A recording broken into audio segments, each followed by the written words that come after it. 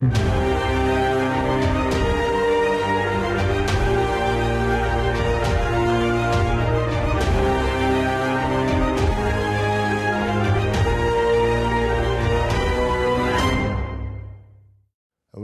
to Living in the 21st Century. Joining me today is Larry Jagon from all the way in London. He is a veteran journalist who have covered world stories. I'm Larry. It's a pleasure having you here on Living in the 21st Century. And I would love you to tell me a little bit more about yourself. Oh, well, I've been covering Asia, perhaps for the last 40 years. Part of that time, I was at the BBC, and since 2000, I've been a freelance journalist based in Bangkok and Yangon. Currently, of course, I'm back in London, but I follow events very closely, particularly in Myanmar. The events of 1988 was what drew me to look at what was going on in Myanmar, although in those days we used to call it Burma, very closely. And since then, I've really followed everything in minute detail.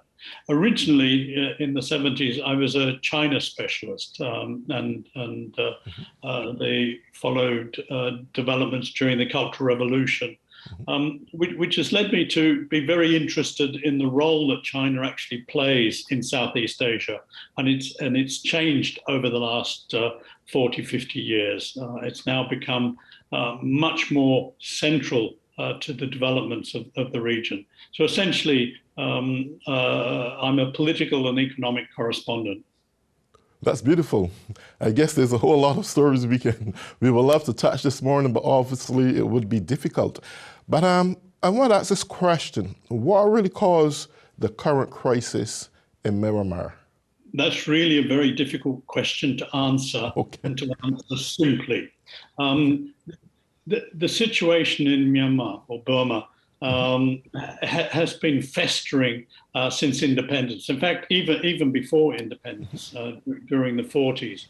And there's been a lot of unresolved issues. One of the key issues is the role of the army. The army was the one that in those days it was a rebel army trained by the Japanese. They were the ones that really liberated Myanmar. They were the ones who introduced a constitution that was going to bring about democracy and promised some kind of federal state, because Myanmar is really also a very diverse country. There are well over 100 different ethnic groups, perhaps 20 or 30 that are the main ones. And these unresolved issues of the military controlling the country and the need to find a role and place for the ethnic groups who are mainly around the border has not been resolved. The political changes in the 50s and the 60s really didn't do very much to find a new state or nation. It was still very much a colonial country, because after all, Britain had colonized it before then. In 1988, we had student protests. At the time, the view or the followings for more democracy, particularly in Southeast Asia, also inspired the student movement in Myanmar. Since then, we've had a military dictatorship until 2010, when a quasi form of democracy was introduced. In 2015, the National League for Democracy, led by Aung San Suu Kyi, overwhelmingly won the elections, which was a shock to the military. But they decided that they would allow the NLD of Aung San Suu Kyi to rule and see what kind of job they would do. Now, there's little doubt that the tensions between the military and the civilian government increased during the period of Aung San Suu Kyi's first administration. Then we had the elections in November 2020, which the NLD won overwhelmingly, 83% of the vote. This is similar to what had happened in 2015, so it was really no surprise. But the military were not happy about seeing another 5 years of a civilian leader who they felt distrusted the military and wanted to get them back into the barracks. Because even under the elections of both 2015 and 2020, the military still has a major political role. They control 25% of the seats in the parliament, and they control three key ministries. And there was little doubt that after the second massive electoral victory of the NLD, they were going to try and ensure that Myanmar has a proper, genuine democratic future. And that was what the military couldn't countenance.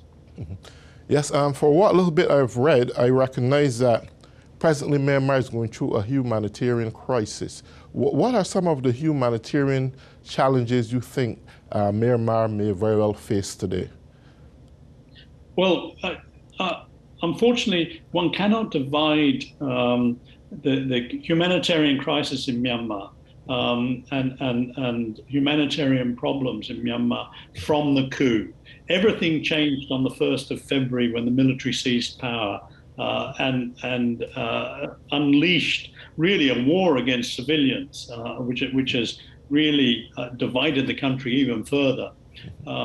The 10 years of transitional democracy, first 5 years under a semi-military government, and then 5 years under Aung San Suu Kyi's NLD, we saw the standard of living improve. We saw the economy develop, because before 2010, Myanmar was essentially isolated internationally. There was some trade and some aid from particularly China and the rest of Asia, but essentially was isolated, and the West obviously had sanctions against them. That has changed, and we've seen the country beginning to develop. We've seen much more inclusiveness in the rural areas. That has all been stopped by the military regime. Of course, a year ago, as in most countries, COVID also hit Myanmar, and the kinds of things that we've seen in other, particularly developing countries, also were prevalent in Myanmar. So the economic growth was halted initially by COVID, and now has been really exacerbated by the military. And what we see is the possibility of real starvation coming to Myanmar in the next few months. June is the planting season. Essentially, Myanmar is a rice-dependent country, and if the rice is not planted in June and reaped later in the year, then there is going to be real problems of starvation.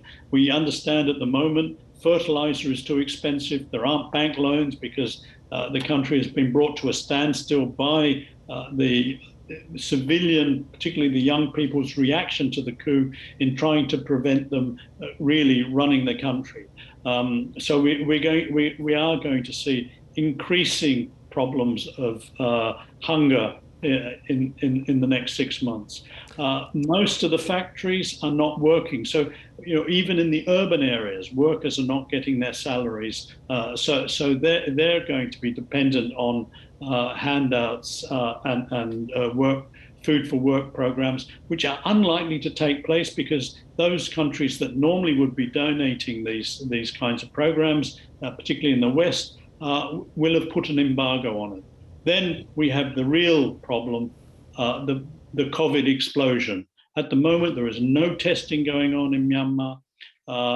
Some vaccinations are being done, particularly of the military and the Buddhist monks. We have no idea how bad the COVID is. We are not seeing the kinds of deaths that we have seen in the last 3 months in India, Pakistan, and Bangladesh, which are neighboring Myanmar. So the COVID explosion, I think, is really going to just worsen the situation, one where there is already probably a real danger of starvation. Wow, I can imagine. I noticed that over the years that the United States government and Myanmar hardly had any strong relationships based on its political atmosphere.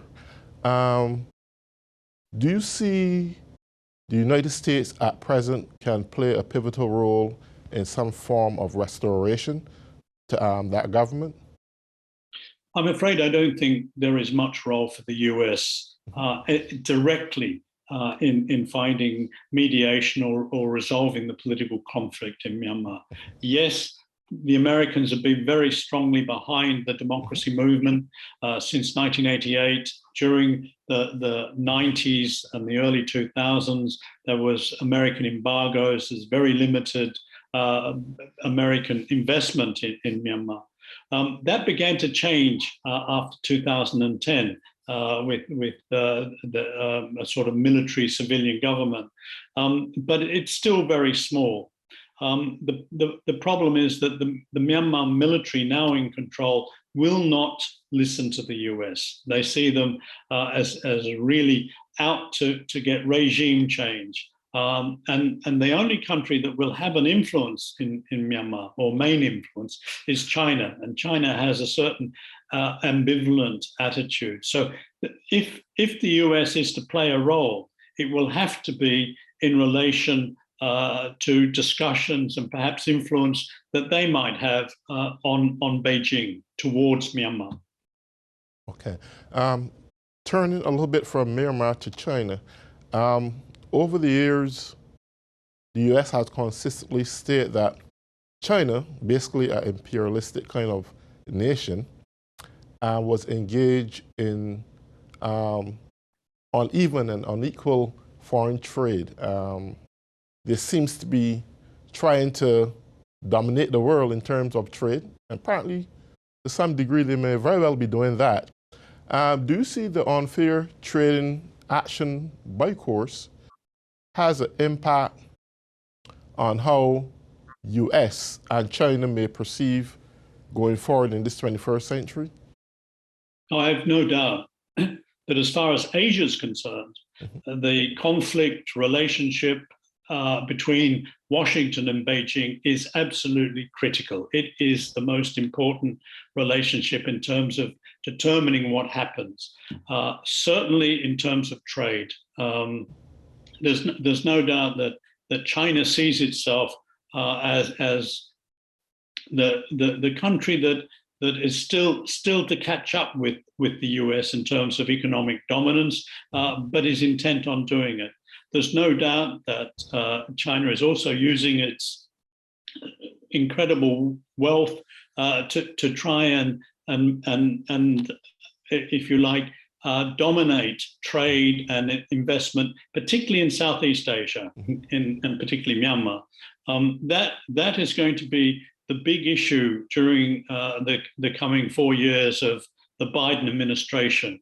The Chinese, in some ways, were very angry at Donald Trump, whose vindictiveness and war cries against Beijing made them angry. But in reality, they were quite happy because the Chinese withdrawal, the American withdrawal from Southeast Asia gave them an added advantage. Now Biden wants to have a more positive bilateral relationship with Beijing, wants to have multilateral relationships with the region in particular, and it looks as though Asia is one of his high priorities with the Japanese and South Korean visitors this week. So I think it is going to be pivotal. At this stage, it's very difficult to predict whether it's going to be aggressive, fragile, well, it'll be fragile anyway, but to what extent it's going to be a peaceful relationship, hard to tell. Okay, so in your opinion, you think that there is a significant difference in the Biden's administration and the former Trump administration and how they perceive the course of action in restoring a fair trade balance between China and US go forward? From the outside, sitting here in London and in Bangkok, that's what it looks like. The sort of nationalism, the acute nationalism that we saw or we interpreted from afar in the Trump administration is quite different to what we're seeing from the Biden administration. I think the administration is looking for fair trade, not simply free trade. But that's an understanding that actually it takes two countries to come up with reasonable fair trade solutions. Whereas the perception I have certainly of Trump was it was tit for tat tariffs, vindictive increase in tariffs. That is not something that's going to encourage Beijing to look at ways of making concessions. I think there is a great opportunity for the Biden administration to improve economic relations with Asia as a whole, but particularly Beijing. But it has to be one where it's seen as a partnership rather than as a rivalry. Beautiful. I love what you just mentioned there, free trade and fair trade. In early 2000s, free trade had allowed a lot of American manufacturers to go abroad and other foreign countries where wages and salaries were much lower to set up shop and do their manufacturing and production and so forth, which obviously had hindered most Americans here from getting jobs because hundreds and thousands of jobs then were exported to these countries. Fair trade, so in one way it did help American businessmen and corporations. Fair trade is that despite this happen, you still have American people involved in what China was doing because some people went to China and set their businesses up and doing the same stuff. America, capitalist, when you look at it from that standpoint, what difference did it really make, in your opinion, that in one breath you have fair trade free trade helping everyone, including Americans and those abroad, and fair trade, America wanted that China maintain a certain level of level trade playing ground for everyone. Could you have it both ways? Well, I think one focuses on a number of issues when one looks at trade. We're not just talking about manufacturing commodities for instance, there's no doubt that there was a transfer, not just from America, but from Australia and Britain, manufacturing plants to China because of the incentives, particularly of lower salaries, lower wages, less industrial action, and so on and so forth. But there is a difference in terms of the economic development of China and America, for instance. China remains essentially an agricultural country, and therefore will have much more a bias towards agriculture and manufacturing that builds on the agricultural base, whereas in the United States, it's a much more sophisticated economy, much more technologically driven, banking, financial sector. The Chinese have always been very keen to invest in the US, and I think that there could be. I'm not a trade specialist, but there could be payoffs one way or the other. But I think that some people really forget that there is tremendous amount of American investment in China, where a lot of American goods are actually sold in China. Starbucks is one of the most popular cafes in throughout China.